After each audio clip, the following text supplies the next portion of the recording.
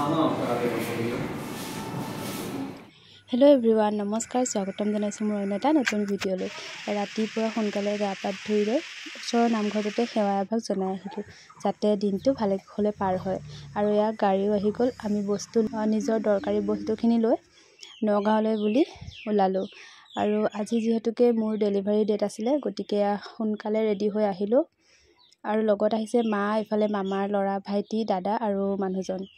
আৰু আমি এতিয়া আহি আছোঁ নগাঁৱলৈ বুলি আজি আহি পালোহি আমি নগাঁও নাৰ্ছিঙত আৰু ইয়া আহিয়ে অলপ বহিলোঁ আৰু মানুহজনে যেহেতুকে এডমিট হ'লে বহুতখিনি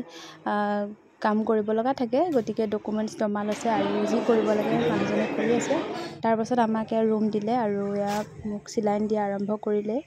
ইফালে সবে ৰুমত ইফালে সিফালে ঘূৰি ফুৰিছে কাৰণ এই সময়খিনি অকণমান ভয়ো লাগে আৰু ভালো লাগি থাকে কাৰণ কি হ'ব নহ'ব সকলোৰে চিন্তা তাৰ পাছত ইয়াৰ ৰুমত ইফালে কোনোবাই মোবাইল টিপি আছে আৰু এনেকৈ পাৰ কৰি আছোঁ মোক ইফালে চিলাইন দি ৰখাইছে আৰু শেষত এয়া মোক অপাৰেশ্যন ৰুমলৈ নিবলৈ আহিলে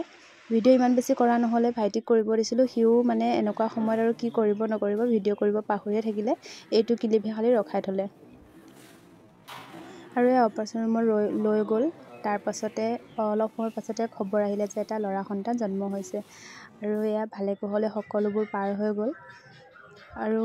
মোৰ আৰু বেবীৰ যেহেতুকে একো প্ৰব্লেম হোৱা নাছিলে গতিকে আমাক অলপ সময় পাছতে অ'টিৰ পৰা উলিয়াই দিলে আৰু সকলো ভালে কুশলে হৈ গ'ল ভগৱানৰ কৃপাত তাৰ পাছত এয়া মানুহজনে ল'বলৈ লৈছে আৰু সৰু হৈ আছে নহয় ল'বলৈ অকণমান ভয় কৰে তথাপিতো অকণমান লৈছে তেনেকৈ বাৰু দিনটো পাৰ হৈ গ'ল আৰু এয়া হৈছে পাছৰ দিনা সন্ধিয়া সময়ত মোক যিহেতুকে অপাৰেশ্যন কৰাৰ আগত একো খাব দিয়া নাছিলে মানে পানী এটিপিও খাব দিয়া নাই তাৰ পাছতো খাব দিয়া নাছিলে নেক্সট দিনা একদম সন্ধিয়া সময়তহে মানে পানী খাব দিছে তাৰ পাছত আৰু লাল চাহ খাব দিছিলে মেৰিগ'ল্ড বিস্কুট দি মই যেহেতুকে উঠিব নোৱাৰোঁ সেইকাৰণে মানুহজনে চাহত মেৰিগ'ল্ড বিস্কুট দিয়া এনেকৈ চামুচ দি অকণমান খুৱাই দিছে ইফালে এয়া দেখিছেনে চকীত বহি থাকোঁতে টোপনি গ'ল এইকেইদিন মানে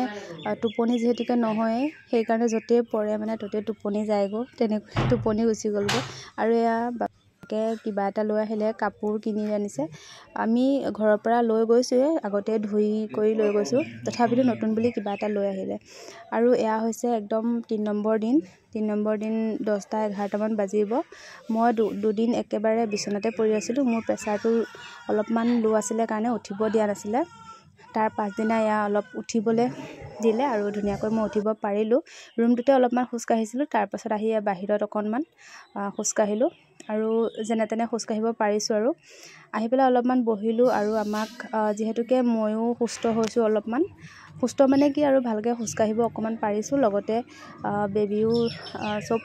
ঠিকে আছে গতিকে আমাক ৰিলিজ দিলে আৰু আমি ঘৰলৈ যাবলৈ বুলি ওলালোঁ আৰু বাকী হস্পিটেলত যিখিনি কাম মানুহজনে কৰি আছে আৰু আমি ৰেডি হ'লোঁ তাৰপাছতে ঘৰো আহি পালোঁহি ঘৰ আহি পাওঁতে আবেলি হ'লহি আৰু যাওঁতেও বৰষুণ দিছিলে আহোঁতেও অলপমান বৰষুণ পৰিছিলে ইফালে আহি পালোঁ আৰু আইতাকে ধুনীয়াকৈ আদৰিলে আৰু লগতে আমি কেক এটাও লৈ আহিছিলোঁ কেকটোও কাটিলোঁ